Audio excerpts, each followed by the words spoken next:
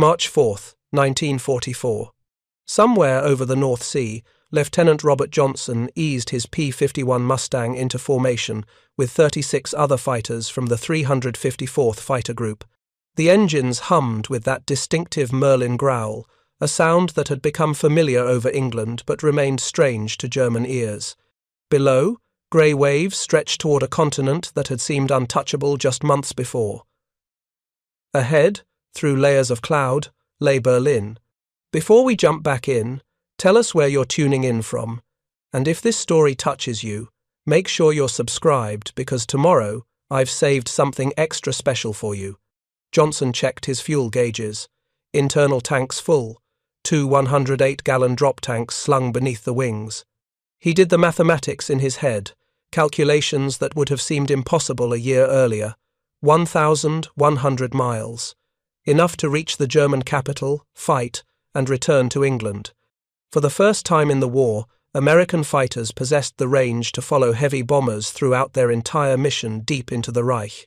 For German fighter pilots preparing to defend Berlin that morning, the appearance of American single-engine fighters over their capital would shatter assumptions that had governed air warfare since the conflict began. The distance from England to Berlin was simply too great for escort fighters. Every tactical calculation, every defensive strategy, every operational plan relied on this fundamental geographic reality.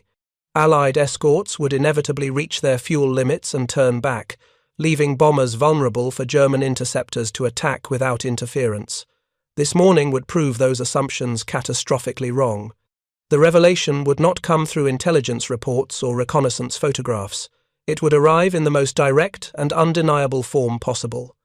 German pilots would look up and see American Mustangs circling protectively above bomber formations 600 miles inside Germany, with sufficient fuel reserves to fight and still return across the North Sea to England.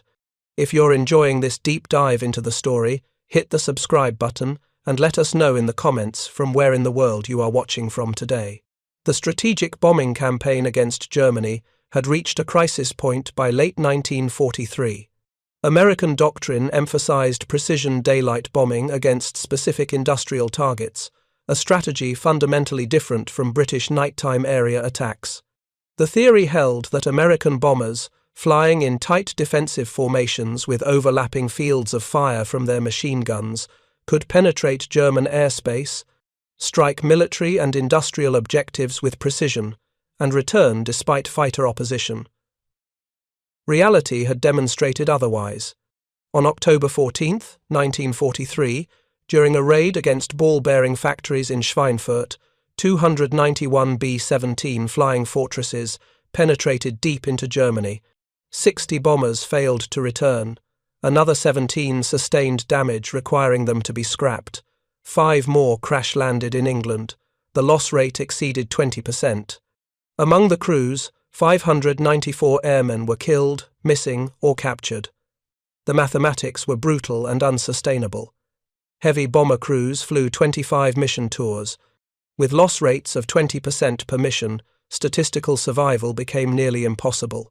Bomber Command suspended deep penetration raids into Germany because continuing under such conditions would destroy the entire strategic bombing force before achieving decisive results. The fundamental problem was range.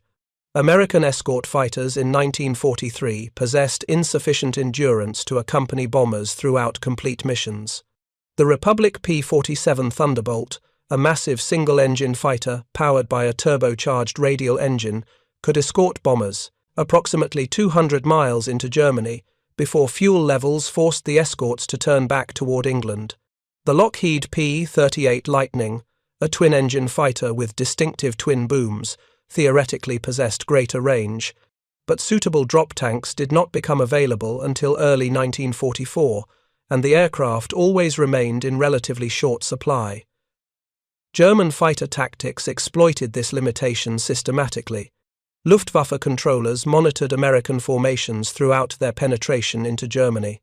As soon as Allied escorts reached their fuel limits and peeled away toward home, German fighters attacked unprotected bombers during the most dangerous portions of missions deep inside the Reich.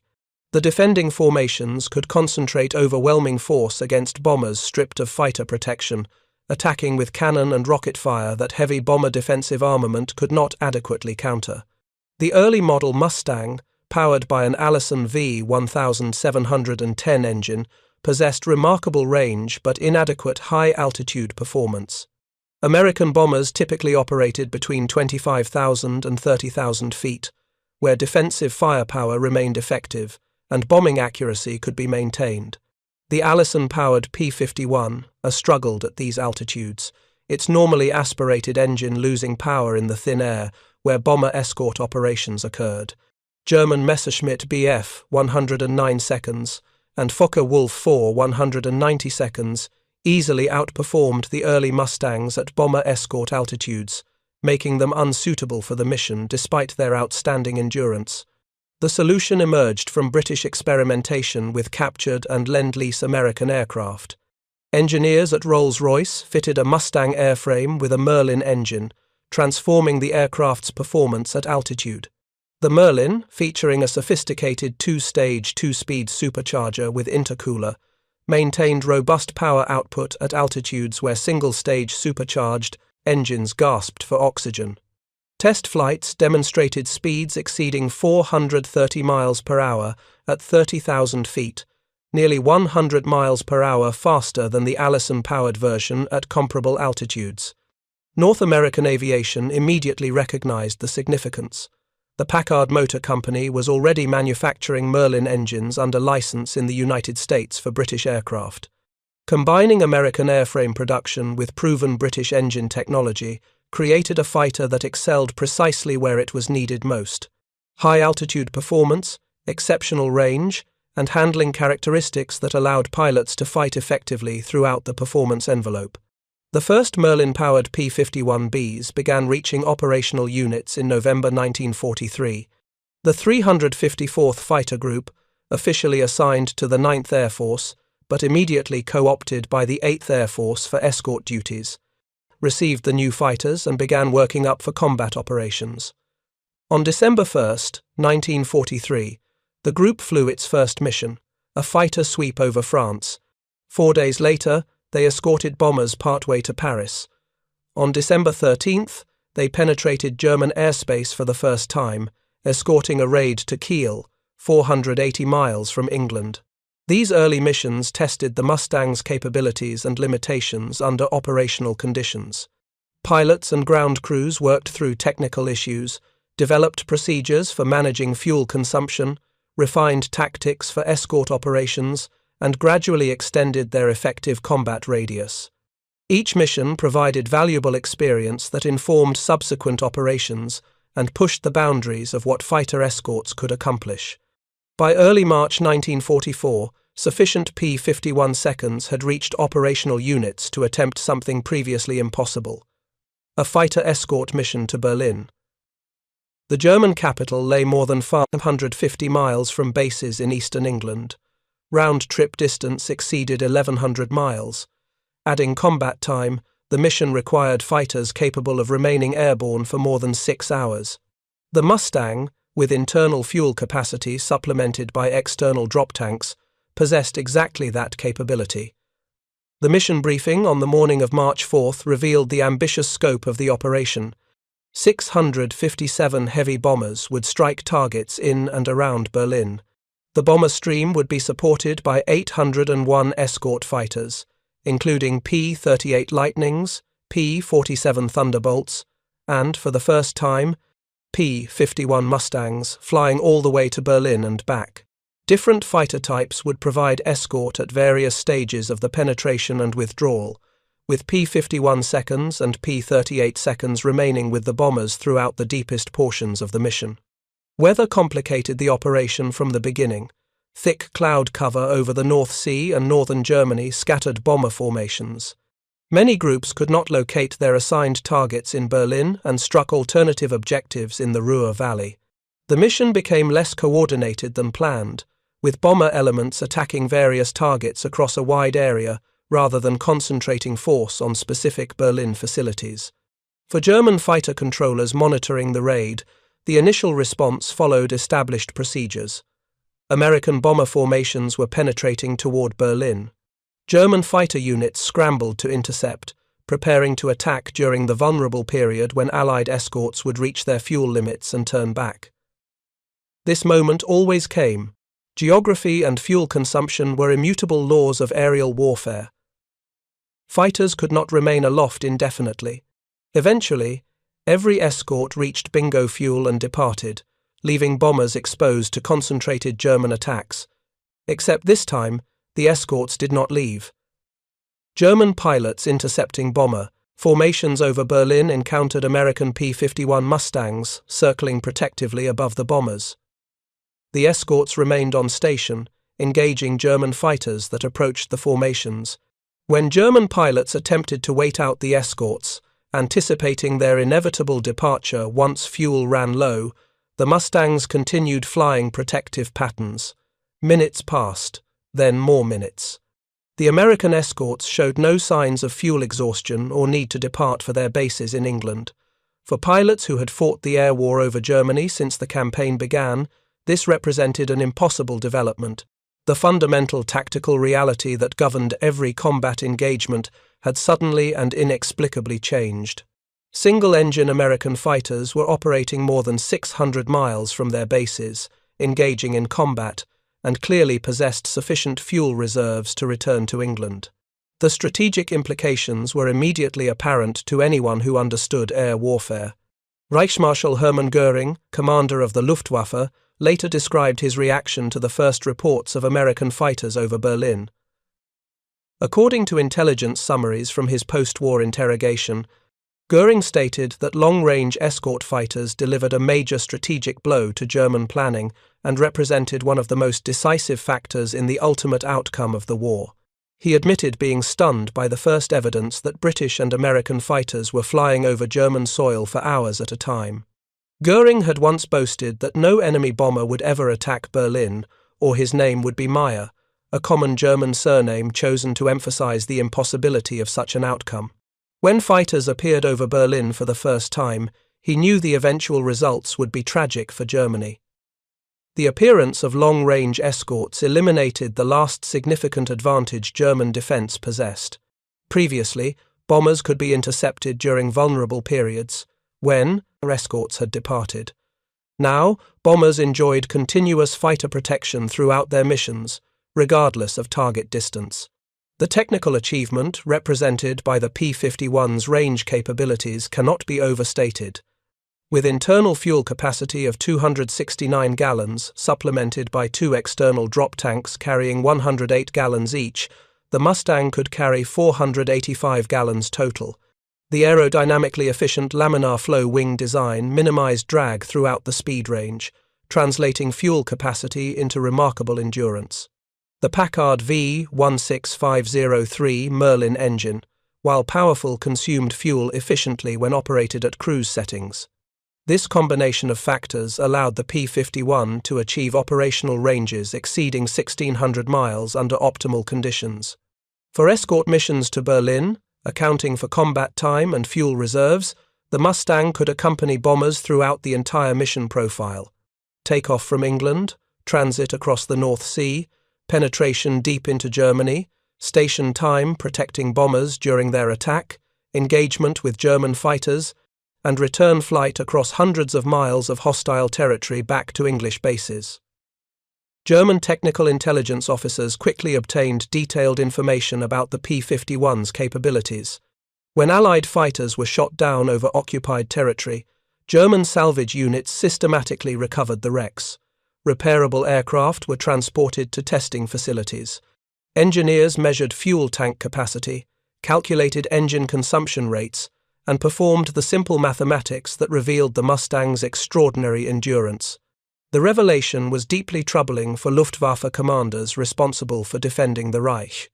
Throughout 1943, despite heavy bomber losses, German defences had maintained the ability to inflict unsustainable casualties on deep penetration raids. The suspension of American daylight bombing into Germany after Schweinfurt represented a defensive victory that validated German tactics and demonstrated the effectiveness of interceptor forces when employed properly. Preparing and narrating this story took us a lot of time, so if you are enjoying it, subscribe to our channel. It means a lot to us. Now, back to the story. The arrival of long-range escorts transformed the strategic situation completely. German fighters could no longer wait for Allied escorts to depart before attacking bombers. Every bombing mission now featured continuous fighter protection from bases in England to targets deep inside Germany and back. German interceptors had to fight through American escorts to reach bomber formations, dramatically increasing the risk German pilots faced on every defensive sortie. The tactical implications extended far beyond simple escort protection. In January 1944, General James Doolittle assumed command of the 8th Air Force and immediately changed fighter employment doctrine. Previously, escort fighters were instructed to remain close to bomber formations, providing direct protection but avoiding pursuit of German fighters that did not press attacks. Doolittle ordered fighters to pursue and destroy German aircraft aggressively wherever they could be found, even if this meant temporarily leaving bomber formations. The new tactics represented an offensive rather than defensive use of fighter escorts. American fighters would not simply protect bombers. They would actively seek combat with German interceptors before those interceptors could reach bomber formations.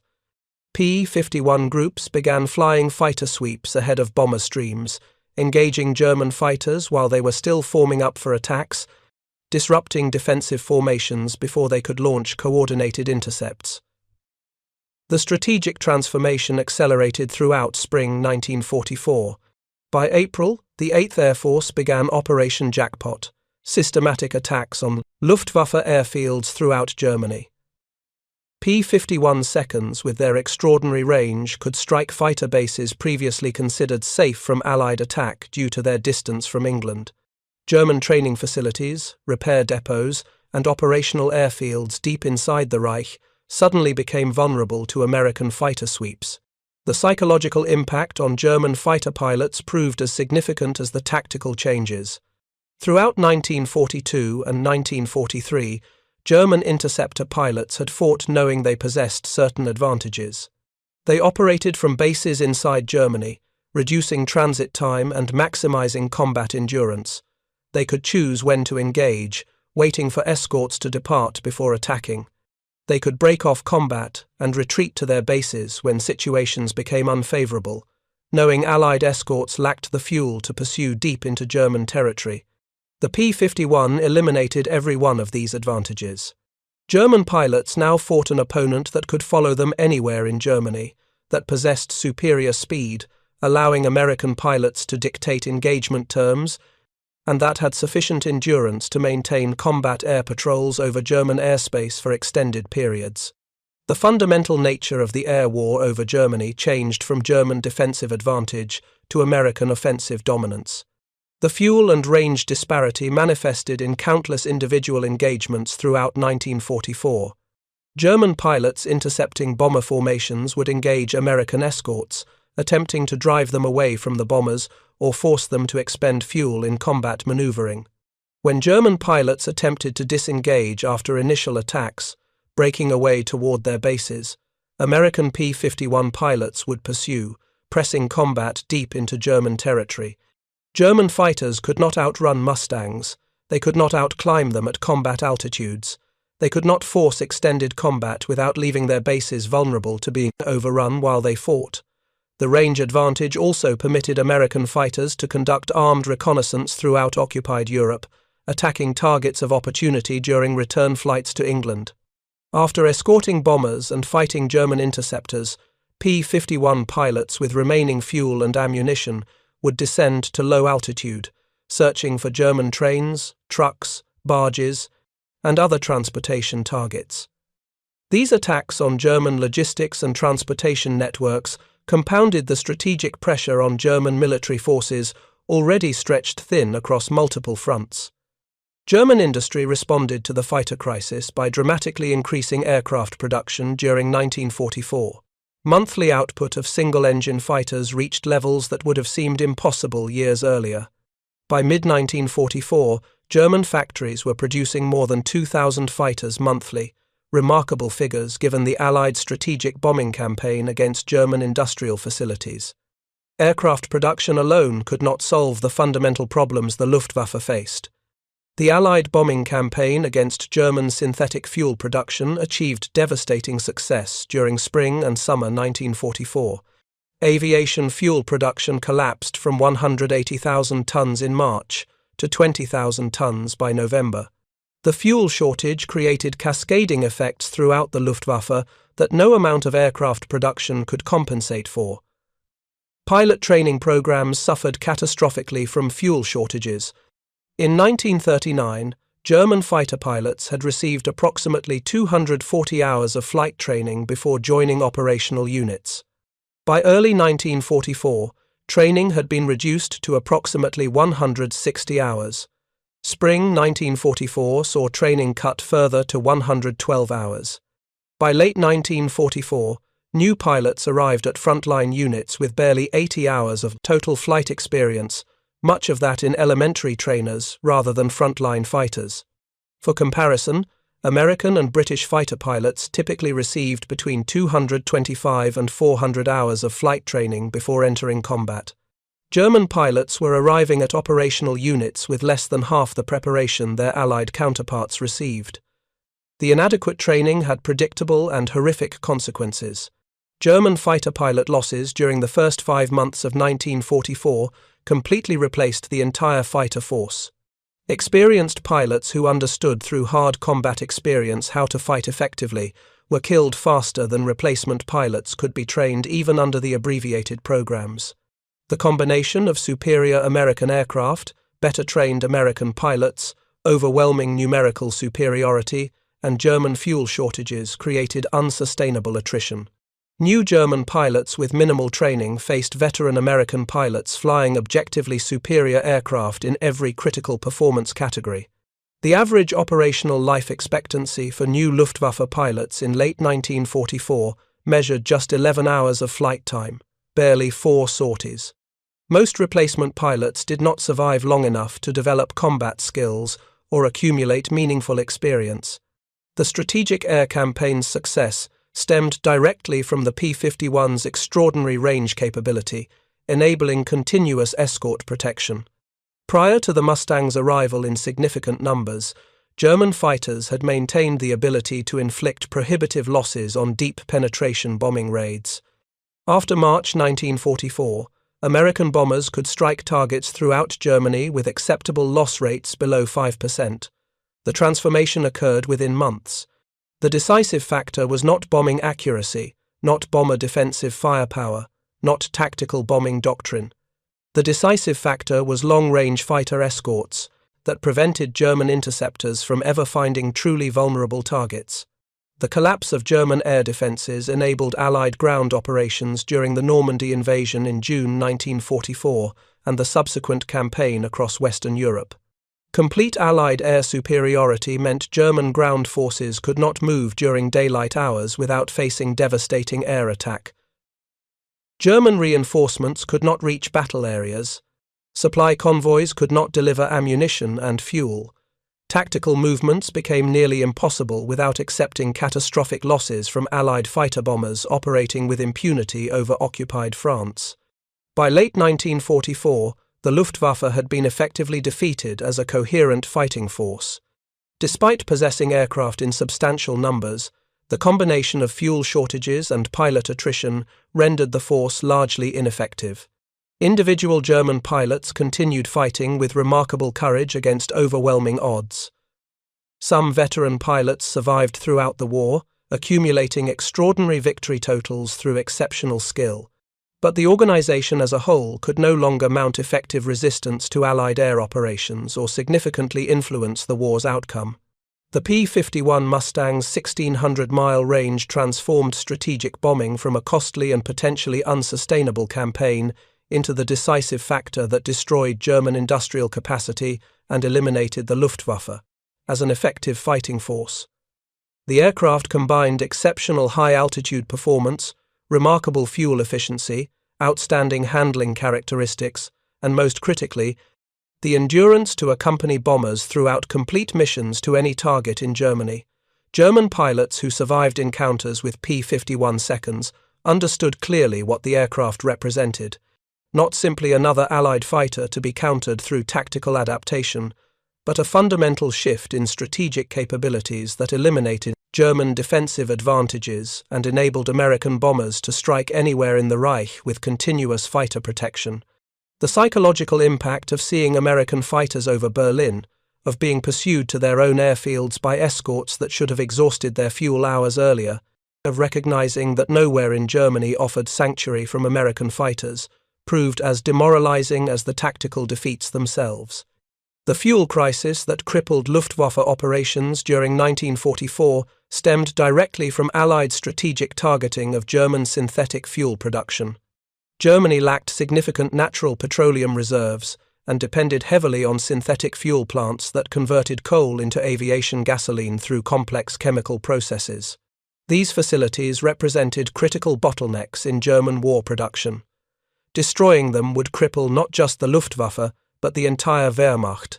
Major raids against German oil production facilities began in May 1944 with strikes against the Leuna synthetic fuel complex. The systematic campaign continued throughout summer and autumn, targeting refineries, synthetic fuel plants, and storage facilities across Germany and occupied territories. The P-51's exceptional range proved crucial for these operations. Many fuel production facilities were located deep inside Germany, positioned deliberately to place them beyond the range of Allied bombers operating without fighter escort. With continuous P-51 protection, American bombers could strike these distant targets and return to England despite fierce German defensive efforts. The attacks achieved devastating effectiveness. By September 1944, Germany had lost access to Romanian oil fields as Soviet forces advanced into the Balkans. Synthetic fuel production dropped from 180,000 tons monthly to 20,000 tons. According to post-war testimony from Albert Speer, Germany's Minister of Armaments, 98% of German aircraft fuel production capacity was destroyed or rendered inoperative by late 1944. The fuel shortage created immediate operational constraints throughout the Luftwaffe. Fighter units conserved aviation fuel by reducing sortie rates. Aircraft returning from missions would shut down their engines immediately upon landing rather than taxiing to dispersal areas, with ground crews pushing the fighters under cover manually to save fuel. Training operations ceased almost entirely.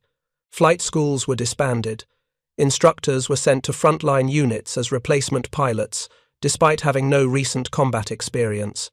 Most critically, operational aircraft sat on the ground unable to fly despite being mechanically serviceable. German factories continued producing fighters in remarkable numbers throughout late 1944. Monthly production exceeded 2,000 single-engine fighters during autumn 1944, higher than at any previous point in the war.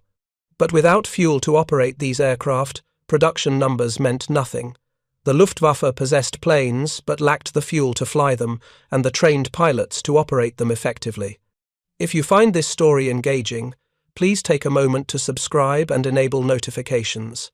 It helps us continue producing in-depth content like this.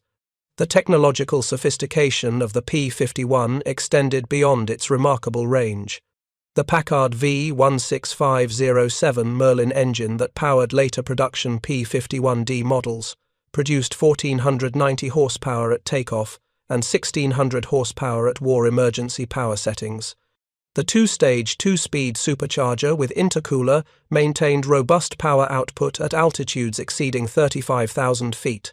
This high-altitude capability proved decisive for bomber escort operations, where American formations typically operated between 25,000 and 30,000 feet. The airframe design incorporated numerous sophisticated features that contributed to overall performance. The laminar flow wing, based on research by the National Advisory Committee for Aeronautics, featured its maximum thickness point positioned further aft than conventional wings.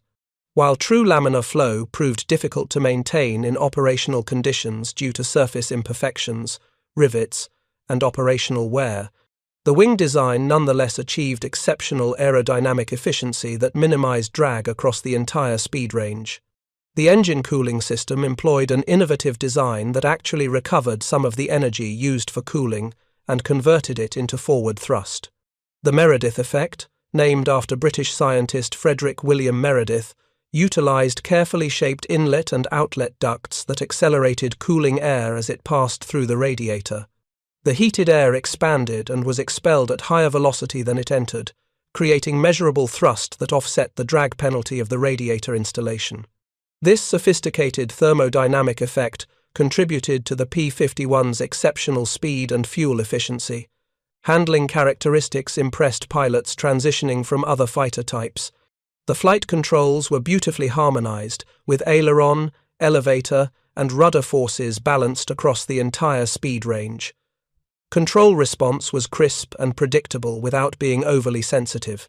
Roll rate exceeded that of the Messerschmitt Bf 109 and approached the exceptional performance of the Focke-Wulf WWII. The aircraft could be maneuvered aggressively throughout its performance envelope without displaying dangerous characteristics or tendency toward departure from controlled flight.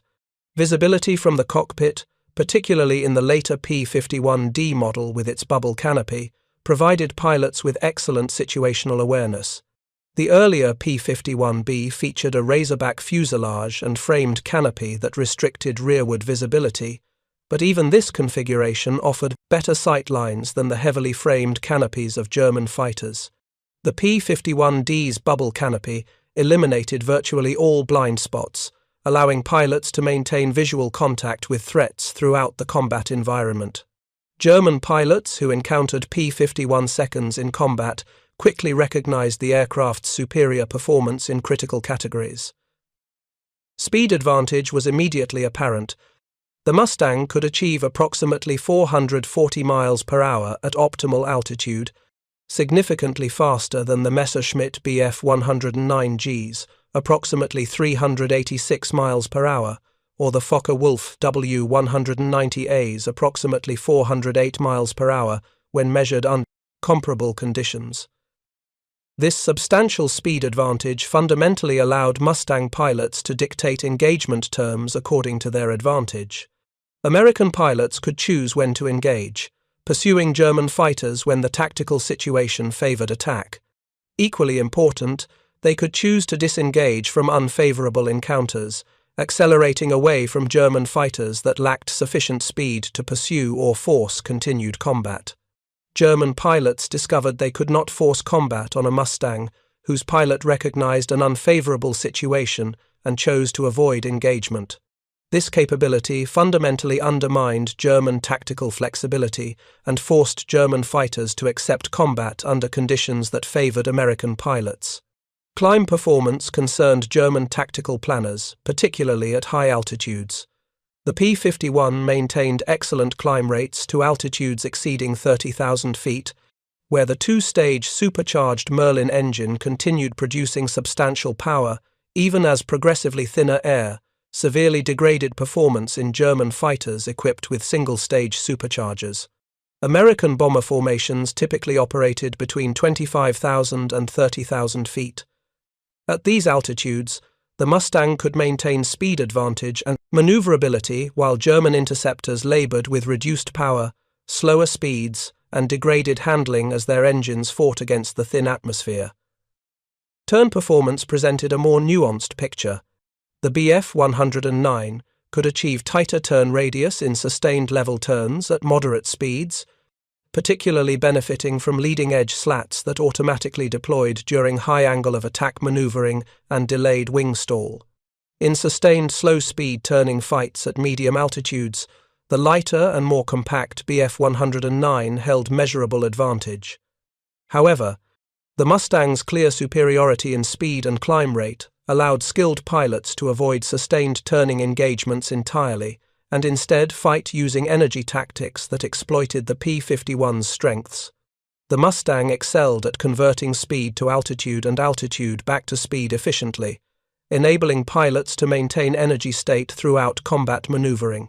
This capability allowed Mustang pilots to engage when advantageous and disengage when threatened, forcing combat on their terms rather than accepting the enemy's preferred combat geometry. Energy fighting tactics leveraged the Mustang's performance advantages while avoiding situations where German fighters retained superiority. Dive performance revealed another area where the Mustang demonstrated clear superiority. The aircraft could dive at very high speeds without encountering severe control stiffening that plagued many fighters when approaching their maximum design speeds. Pilots could pull out of steep, high-speed dives without requiring excessive physical effort, and the airframe remained stable throughout the maneuver, without tendency toward flutter, buffeting, or structural failure. German test pilots noted this capability with particular concern because diving attacks represented primary German tactical doctrine for engaging bomber formations. The structural strength and robust construction of the P-51 impressed German engineers who examined captured examples. The aircraft was substantially built with significant safety margins engineered into critical structural components throughout the airframe. This robust construction philosophy contrasted markedly with German design approaches that often pushed structural limits to absolute minimums in pursuit of weight reduction and maximum performance. The P-51 could sustain significant battle damage that would have destroyed lighter German aircraft and still successfully return to base, a capability that directly translated into pilot survival rates and aircraft availability for subsequent missions. German intelligence gathering on the P-51 was extensive and systematic. Salvage units recovered crashed Allied aircraft throughout occupied Europe, transporting repairable examples to testing facilities at Rechlin and other locations. German test pilots flew captured P-51 seconds through comprehensive evaluation programs, assessing performance across the entire flight envelope and comparing characteristics directly with German fighter types. Engineers disassembled components to understand manufacturing techniques, materials selection, and design approaches. These technical evaluations confirmed what combat pilots reported from actual engagements. The Mustang possessed significant and decisive performance advantages in the most critical categories for bomber escort operations.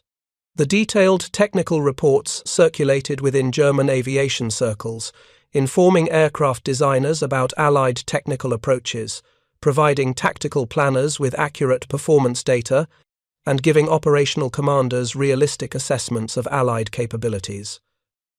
The captured aircraft testing program, organized under various specialized units, including elements known collectively as Circus Rosarius, brought P-51 seconds and other Allied aircraft to operational Luftwaffe bases across Germany. German pilots could examine the fighters up close, observe flight demonstrations, and in some cases fly mock combat missions against captured types. These hands-on educational sessions proved valuable for demystifying enemy aircraft and providing concrete understanding of what German pilots faced in combat operations. The demonstrations typically revealed capabilities that exceeded what official propaganda suggested. German pilots received assurances about continuing superiority or competitive parity of their aircraft during pre-demonstration briefings, then experienced actual flight demonstrations that directly contradicted those optimistic assessments. The captured aircraft demonstrations provided concrete, undeniable evidence that German fighters faced formidable opponents whose capabilities significantly exceeded what official communications suggested. One critical aspect of the P-51's strategic impact involved attacks on Luftwaffe training facilities and airfields deep inside Germany. Prior to the Mustang's arrival, German training bases operated in relative safety due to their distance from England. Allied fighters lacked the range to penetrate hundreds of miles into Germany, specifically to attack training facilities. The P-51 eliminated this sanctuary. American fighter groups could strike training airfields, destroying aircraft on the ground, and disrupting pilot training programs that were already severely stressed by fuel shortages and instructor losses. These attacks on training infrastructure devastated German pilot production. New pilots arriving at operational units possessed minimal flight experience and virtually no combat training. They faced veteran American pilots who had received thorough training, accumulated substantial flight hours, and often possessed combat experience from previous tours. The disparity in pilot quality, combined with aircraft performance advantages, created situations where German replacement pilots survived only a handful of sorties before being shot down. The psychological burden on German fighter pilots increased throughout 1944 as the strategic situation deteriorated beyond any possibility of reversal. Pilots understood intellectually that they flew inferior aircraft, or at minimum aircraft inferior in the most critical performance categories for their assigned missions. They recognized that American pilots possessed decisive advantages in training, experience, aircraft performance, and overwhelming numerical superiority. They comprehended that the fuel shortage meant inadequate training for replacement pilots and declining operational tempo for frontline units. Flying combat missions under these conditions required extraordinary courage that bordered on fatalism. German pilots watched American fighter formations appear on the horizon and knew intellectually that those escorts could not be avoided through tactical maneuver and could not be outrun by any German fighter in operational service. Engaging Mustangs at high altitude meant fighting at severe disadvantage in every performance category that mattered. Declining to engage meant allowing American bombers to strike targets unopposed, accelerating Germany's military and industrial collapse. Former Luftwaffe pilots later described the hopeless feeling of these final months. Professional military judgment clearly indicated that continuing operations under such circumstances would result in death or severe injury for most pilots.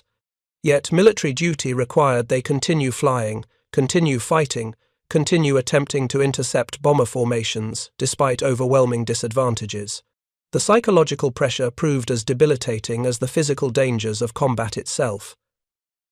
The strategic transformation brought about by the P-51's exceptional range manifested most clearly in mission statistics.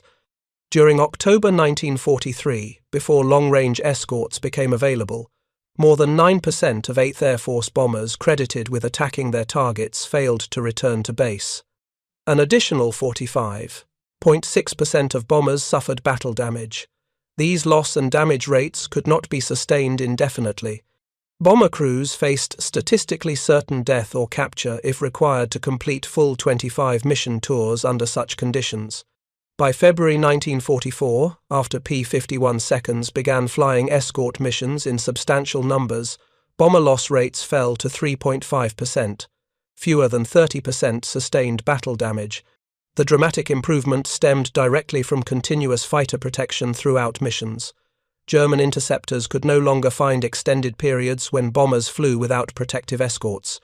Every attack on bomber formations now required German fighters to engage American escorts first, dramatically increasing the risk German pilots faced. The combination of reduced bomber losses and increased German fighter attrition created sustainable strategic bombing operations. American bomber crews could complete full tours with reasonable statistical survival probabilities. German fighter units suffered catastrophic pilot losses that exceeded replacement capacity. The strategic balance shifted decisively in favor of Allied air operations between late 1943 and spring 1944, with the P-51's arrival as the primary catalyst for this transformation. The appearance of American fighters over Berlin on March 4th, 6th, 8th and 9th, 1944 demonstrated conclusively that German air defences could no longer prevent Allied bombers from striking any target in the Reich.